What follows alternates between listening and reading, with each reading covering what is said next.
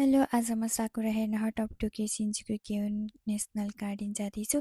स्टेसनबाट चाहिँ 10 मिनट लाग्छ हिँडेर। इन्ट्रान्स फी 500, 9 बजीदेखि 4 बजीसम्म खुल्छ। यहाँ चाहिँ 3 डिफ्रेन्ट टाइप्स गार्डन छ। French garden, Japanese traditional garden र इङ्ग्लिस ल्यान्डस्केप गार्डन।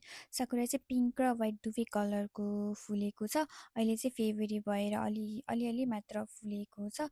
20 मार्चपछि चाहिँ सबै फुल्छ साकुरा।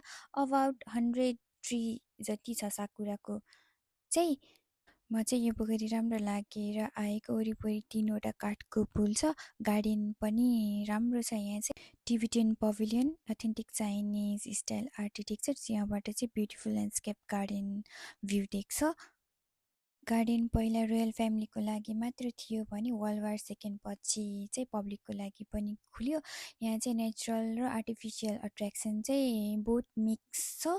साकुराको लागि चाहिँ यो ठाउँ एकदमै राम्रो छ। धेरैजना आइसक्नु भएको छ होला।